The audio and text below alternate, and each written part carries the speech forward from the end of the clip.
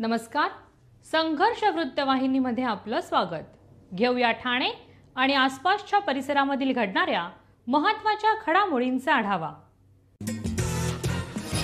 धनगर प्रतिष्ठान ठाणे जिल्हा धनगर प्रतिष्ठान महिला मंडळ ठाणे यांच्या वतीने रविवारी धनगर रत्न पुरस्कार सोहळ्याचं आयोजन करण्यात आलं होतं. यामध्ये विविध क्षेत्रामध्ये उल्लेखनीय कार्य करणाऱ्या धनगर समाजातील मान्यवरांना पुरस्कार देऊन सन्मानित करण्यात आले. दरवर्षी या पुरस्कार सोहळ्याचं आयोजन केलं जातं. यावर्षीचे धनगर रत्न पुरस्कार तेजस्विनी गलांडे, गणेश कुरकुंडे, अनिकेत वडसे, अनिल जोरे, अक्षय मासाळ, डॉक्टर स्मिता काळे बंडगर, भीमराव जानकर, नागू अप्पा विरकर, आकांक्षा विरकर, सचिन तामखेडे, राजमाता अहिल्यादेवी होळकर प्रतिष्ठान नवी मुंबई यांना प्रदान करण्यात आले आहे. तर पुशअप्समध्ये गिनीज बुक ऑफ रेकॉर्ड करणारे संजय देवकाते यांचा विशेष सन्मान करण्यात आला. ठाण्यातील पाचपाकाडी येथील ठाणे महानगरपालिकेच्या नरेंद्र बल्लाळ सभागृह येथे आयोजित करण्यात आलेल्या कार्यक्रमाला आमदार संजय केळकर, वसई विरार महापालिका अतिरिक्त आयुक्त संजय हेरवाडे, यशवंत सेना सेनापती माधवभाऊ गडदे, माजी नगरसेविका विशाखा खताळ, समाजाचे नेते जयसिंग तात्या शेडगे, बाबासाहेब दगडे, संजय वाघमोळे, यशवंत सेना नवी मुंबई अध्यक्ष अभिजित कोकरे, समाजसेवक संदेश कवितके, संस्थेचे अध्यक्ष दीपक कुरकुंडे, महिला अध्यक्षा माधवी गणेश बारगीर इत्यादींसह इतर मान्यवर येथे उपस्थित होते.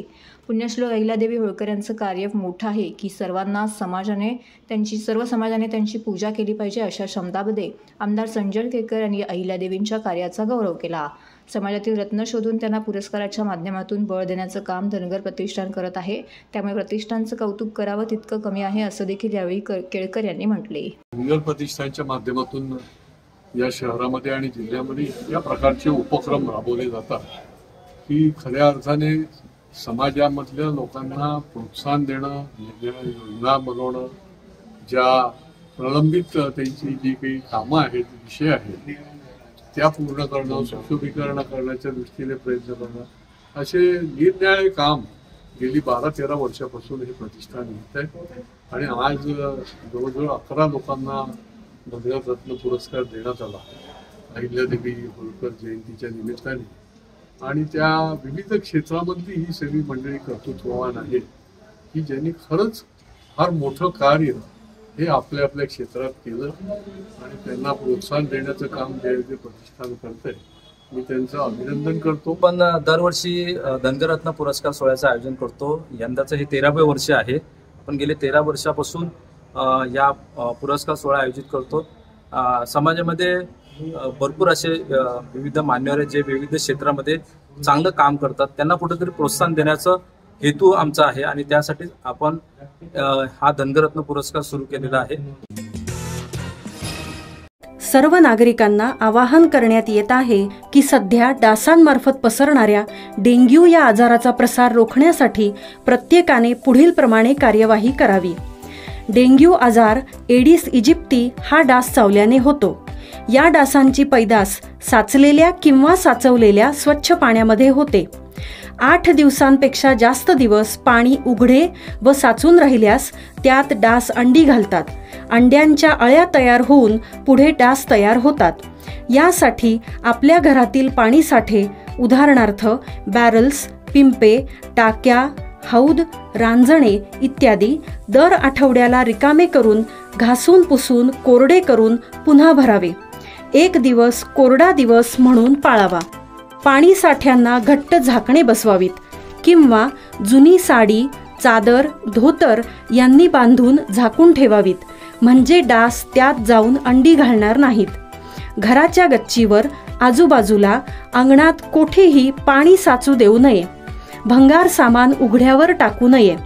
उदाहरणार्थ टायर्स, प्लास्टिक सामान, कुंड्या, टाकाऊ वस्तू इत्यादी. अशा सामानात पावसाचे पाणी साठून त्यात डेंग्यूच्या डासांची पैदास होते. घरातील कूलर्स, फ्रीजच्या पाठीमागील ट्रे हे देखील वेळोवेळी कोरडे करावेत. लक्षात ठेवा, नुसत्या फवारणीने डास घनता कमी होत नाही तर त्यासाठी डास पैदास ठिकाणे नष्ट करणे ही आपल्या सर्वांची जबाबदारी आहे. कोणताही ताप अंगावर न काढता जवळच्या शासकीय रुग्णालयात मोफत औषधोपचार घ्या. अशा प्रकारे नागरिकांनी सहकार्य केल्यास डेंग्यूचा प्रसार रोखणे सहज शक्य आहे.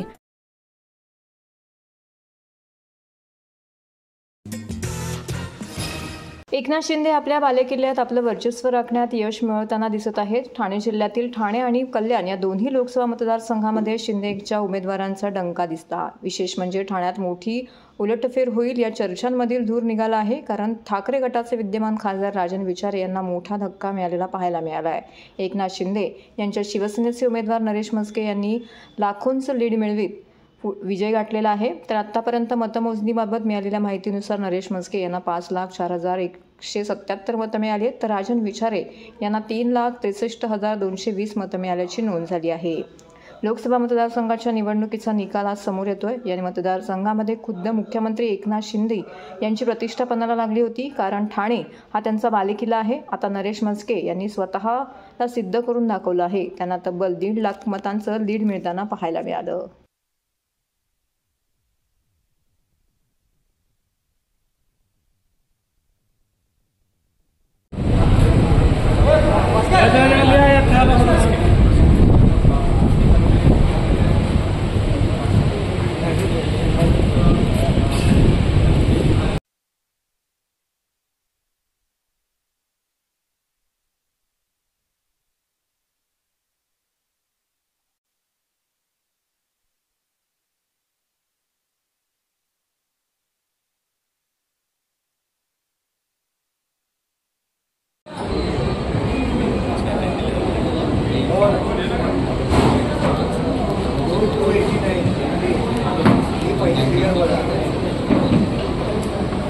विशाल आपलाच आहे.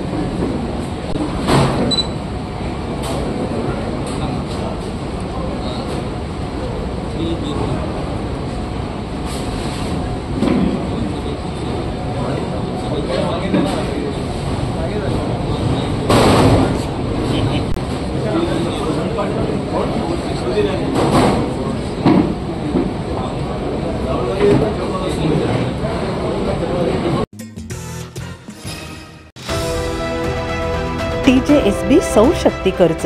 Go green. करा वीज बिलावर बचत. आकर्षक व्याजदर, 84 महिने परतफेड कालावधी, 80% लोन. व्यावसायिक आणि उद्योजकांकरता सुद्धा. अधिक माहितीसाठी तुमच्या जवळच्या शाखेला भेट द्या किंवा संपर्क साधा.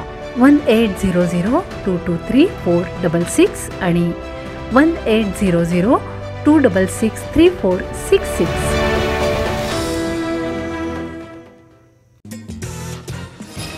ठाणे महानगरपालिका क्षेत्रातील बहुतांश मोठे आणि छोटे नाले, गटार यांची सफाई पूर्ण होत आली आहे.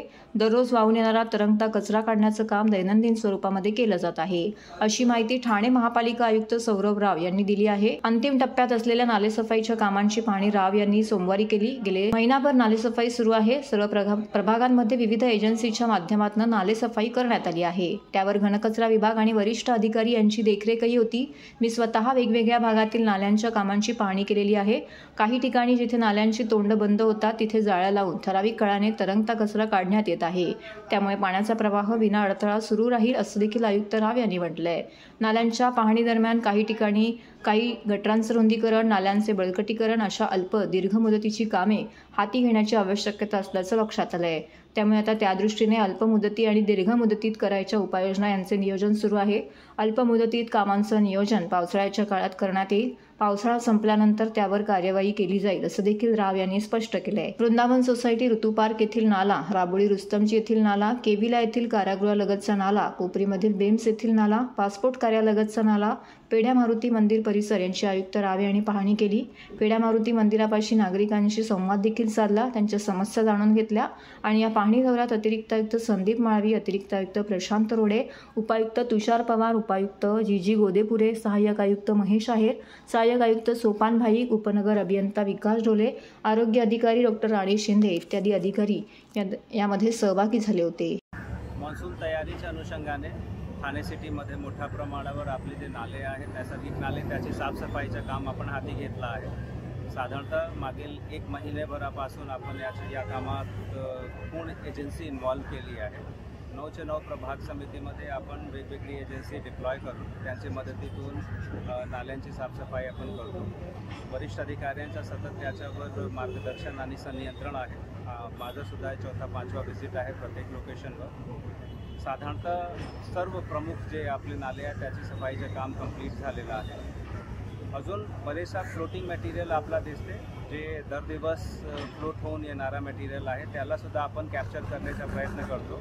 अनेक लोकेशनवर आपण एक टेम्पररी मेजर म्हणून जाळी बसवला आहे, जेणेकरून येणारा जे कचरा आता नव्याने क्लीन केल्यानंतर येणारा जे कचरा आहे, फ्लोटिंग मटेरियल आहे, तो आपण कॅप्चर करू, तो अरेस्ट करू आणि त्याला बाहेर काढत बसू.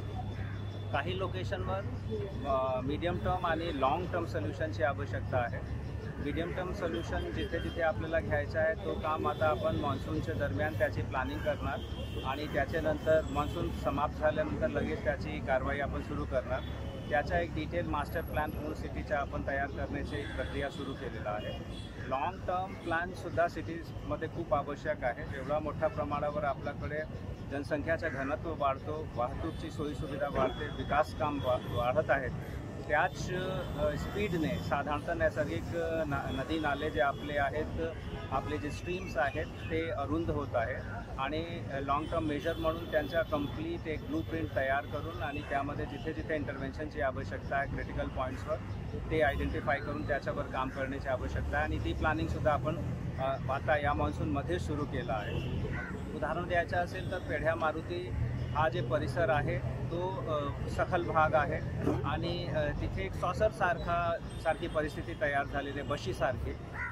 4-5 रस्ते येऊन तिथे एकाच लोकेशनवर भेटतात. तिथे जे चेंबर्स आहेत ते अरुंद आहेत आणि चेंबरतून जे बाहेर पडणारा पाणी आहे खाडीकडे जाणारा, तो सुद्धा आपल्याला तो आउटलेट परत अरुंद झालेला आहे तिथे अनियोजित विकासामुळे.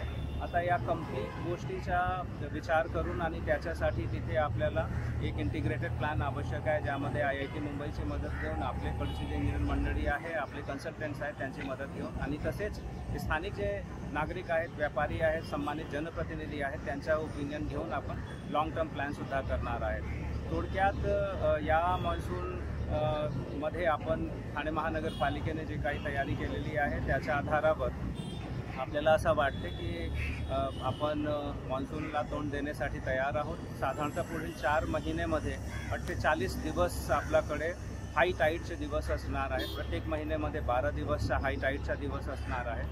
IMDच्या प्रेडिक्शनप्रमाणे यावर्षी 6 ते 10% अतिरिक्त पाऊस पडणार आहे, मान्सूनचा जोर राहणार आहे. तो निश्चितरित्या आपल्यासाठी एक चॅलेंज आहे, परंतु मला विश्वास आहे की आपली यंत्रणा या अतिरिक्त मान्सूनला सुद्धा त्या चॅलेंजच्या समोर जाण्यासाठी तयार आहे आणि आपण कम्प्लिटली सज्ज आहोत, सतर्क आहोत. 1 जूनपासून आपल्या 24/7चा कंट्रोल रूमसुद्धा आपण सुरू केलेला आहे, ज्यामध्ये पोलीस डिपार्टमेंट, ठाणे महानगरपालिकेचे अधिकारी कर्मचारी, डिझास्टर मॅनेजमेंटचे अधिकारी कर्मचारी आणि विद्युत मंडळचे अधिकारी कर्मचारी आपण तिथे बसवला आहे आणि कुठल्याही प्रकारची तक्रार, कुठल्याही प्रकारची जे आपल्या समोर संकट लहान मोठा आला तर त्याला आपण संमिलित पद्धतीने तोंड देऊ. तर हे होतं संघर्ष वृत्तवाहिनीचं आजचं बातमीपत्र. उद्या पुन्हा भेटू याच वेळी याच ठिकाणी ताज्या घडामोडींसह. तोपर्यंत नमस्कार.